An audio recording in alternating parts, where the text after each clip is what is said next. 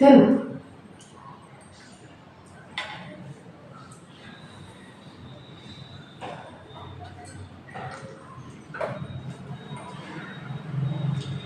తిను తిను తిను. అయ్యా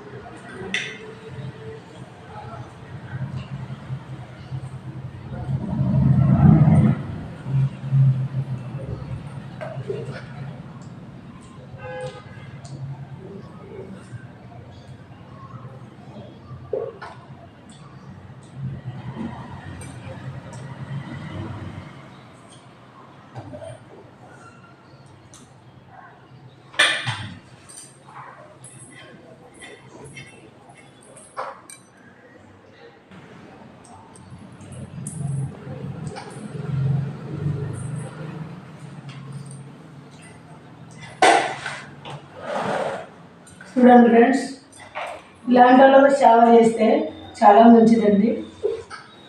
నేను చేసేది వ్యాపారం అయినా సరే నేను ఇష్టపడి చేస్తున్నా ఈ డ్యూటీ.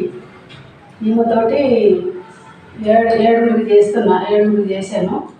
ఫస్ట్ 6 చేశాను. వాళ్ళ దగ్గర ఒకరి దగ్గర 8 నెలలు అట్లా ఉన్నాను. ఇక్కడ వచ్చి 2 సంవత్సరాలు అవుతుంది ఫ్రెండ్స్.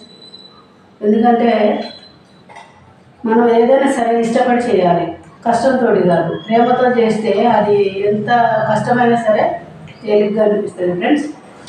ఇలాంటి వాళ్ళకి సేవ చేస్తే మంచిది, అది దేవుడు చేసినట్టే ఫ్రెండ్స్. అంటే నాకు తెలిసినంత వరకు నేను చెప్తున్నాను. కరెక్ట్ అయితే కరెక్ట్ అని చెప్పండి, లేదంటే లేదని చెప్పండి ఫ్రెండ్స్. దీంట్లో ఇబ్బంది ఏమీ లేదు. నేనైతే ఇష్టపడి చేస్తున్నా సేవ.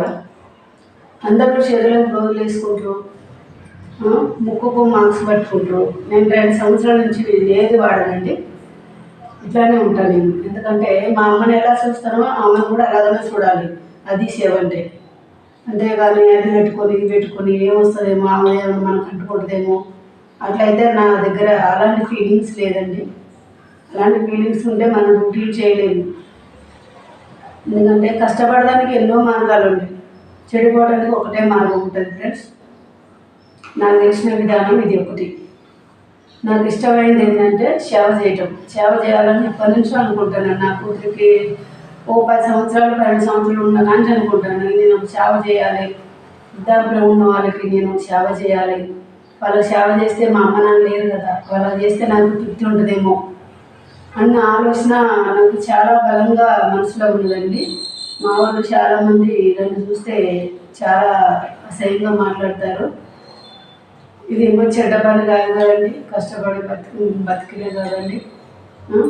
ఏదైనా మనం చెడు చేసిన వాళ్ళని సపోర్ట్ చేస్తారు, మంచి చేసిన వాళ్ళని అంటారు. అది కరెక్ట్ కాదు ఫ్రెండ్స్. చాలామంది అంటారు, చాలామంది కూడా విన్నాను నేను. మా ఊర్లో కూడా ఇంకా పని చేస్తారా, డైపర్ పని చేస్తారా, ఈ పని చేస్తారా, వంట పని చేస్తారా అంటారు. డైపర్ పని కాదండి. నేను అమ్మమ్మకి వంట చేస్తాను. అమ్మమ్మకి వంట చేసి స్నానం చేపిస్తా. ఆమెకి అన్ని పనులు నేనే చేస్తానండి. స్నానం చేయించిన కాంచి మొదలు పెడితే ఆమెకు పక్క కూడా నేను చేస్తాను. ఆమె అడిగితేనే ఆమె అడగదండి. కొంతమంది అయితే కింద పెట్టమ్మా అని అడుగుతారు, ఆమె పాపం అడగదు. ఆమె పెట్టేంత వరకు అడగదు. అట్లానే మనం అలాగా నిర్లక్ష్యం చేయకూడదండి పేషెంట్ల పట్ల. వాళ్ళని ఎంత శ్రద్ధగా చూసుకుంటామో దేవుడు మనం అంత శ్రద్ధగా చూస్తాడండి. అది నా నమ్మకం. ఇలా దేవుడు చూడట్లేదులే, మనుషులు చూడట్లేదులే అని మనం వాళ్ళని చూడట్లేదు, వాళ్ళ నమ్మకంతో నా మీద వదిలేయలేదు. వాళ్ళ ఊళ్ళో ఉంటారు, వాళ్ళు ఎక్కడున్నా సరే. నాకైతే నా మీద నమ్మకంతో ఇక్కడ పెట్టారండి. అమ్మమ్మ నేను ఉంటామండి. కాకపోతే ఏంటంటే మనిషి మీద నమ్మకం అనేది ఉండాలి. నమ్మకం లేని చోట మనిషి ఉండకూడదు, ఉండదు కూడా.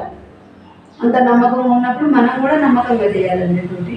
వాళ్ళు చూడరు కదా, మనం ఎప్పుడైనా పెట్టొచ్చులే, ఎలాగైనా చూసుకోవచ్చులే అని అనుకోకూడదండి. దేవుడు ఒకడైతే మనకు ఉంటాడు కదా, ఆయన ఎల్లప్పుడూ మనల్ని చూస్తూనే ఉంటాడండి. మనం చేసే మంచి చెడు సమస్తం ఆయన చూస్తాడు. ఎందుకంటే నేను చెప్పేది సారాంశం ఏంటంటే పేషెంట్లకు చేయడం చాలా మంచిదని నా ఉద్దేశం. ఇలాంటి వృద్ధాపులు ఉన్న వారికి సేవ చేయడం అది దేవుడు చేసినట్టు నేను భావిస్తున్నాను. అది మీకు నచ్చితే సరేనండి, మంచిదనే లైక్ కొట్టండి, లేకుంటే మిమ్మల్ని ఏమో ఇబ్బంది పెట్టేది లేదు ఫ్రెండ్స్. అది మీ ఇష్టం ఫ్రెండ్స్, ఎవరి ఇష్టం వాళ్ళేనండి. కాకపోతే నా ఉద్దేశం ఇది. నాకు సేవ చేయడం చాలా ఇష్టం అండి. మా వాళ్ళు ఎవరు తెలుగున్నా పర్వాలేదు కానీ నాకు సేవ చేయడం మాత్రం చాలా ఇష్టం అండి. నేనేంటంటే నాకు పొరపోయింది చూడండి, కనీసానికి వాటర్ కూడా అడగలేదు. అలాగ చూస్తే అమ్మకి గొంతు పడుతుంది, ప్రాణం పోయే పరిస్థితి కూడా వస్తుంది. అలాంటి పనులు చేయకూడదు. మనము దగ్గర ఉండాలి, అయిపోయేంత వరకు తినిపించాలి. అమ్మకి అయిపోయినాక మూతి కడిగేసి మన పని మనం చూసుకోవాలి. నేను 2 సంవత్సరాలు అవుతుంది ఇక్కడికి వచ్చింది ఫ్రెండ్స్. ఆమెకు పెట్టండి మాత్రం నేను అసలు తిననండి. అది దేవుడి దృష్టిలో మాత్రం అది నిజమండి. ఎందుకంటే పేషెంట్కి పెట్టాలి ఫస్ట్. అట్లానే నేను తిన్నాను కాదండి, నాకు ఇష్టమైనప్పుడు తింటాను, నాకు ఆకలి అయినప్పుడు తింటాను. ఫస్ట్ ఈమెకి టైంకి పెట్టాలండి. ఈమెకే కాదు, ప్రతి పేషెంట్కి కూడా టైంకి మందులు వేయాలి, టైంకి ఫుడ్ పెట్టాలి, టైంకి ఫ్రూట్స్ ఇవ్వాలి, టైంకి జ్యూస్లు ఇవ్వాలి, టైంకి పాలు తాపించాలి. అప్పుడే ఆమె ఆరోగ్యం కూడా బాగుంటుంది. ఆమె అడగలేదండి, నోరు తెరిచి ఏది అడగలేదు. మనమే అర్థం చేసుకుని ఆకలి అవుతుందేమో అని లేపి ఏమైనా తినబెట్టాలి. ఆమెకు దూపు అవుతుందేమో ఇన్ని పాలు కలిపి ఇవ్వాలి. ఇన్ని వాటర్ ఎక్కువ తాగాలంటే దానికి బదులు నేను పాలు రోజు పొద్దునటి గిలాసు ఇస్తానండి, మధ్యాహ్నం గిలాసు ఇస్తాను. చిన్న గిలాసు అండి, ఇదే గిలాసు అండి. ఎక్కువ అయితే నేను తాపించదు, ఎందుకంటే అర్థం కదండి. చూడండి ఫ్రెండ్స్, నచ్చితే లైక్ కొట్టండి ఫ్రెండ్స్, సపోర్ట్ చేయండి. ఇలాంటి వాళ్ళకి ఇంకా నేను ఒక 100 మందికి చేయాలని ఆశపడుతున్నాను. ఎంతమందికైనా నేను చేయగలను. శక్తిని నాకు దేవుడు ఇస్తాడని నాకు నమ్మకం ఉంది. చేయాలి.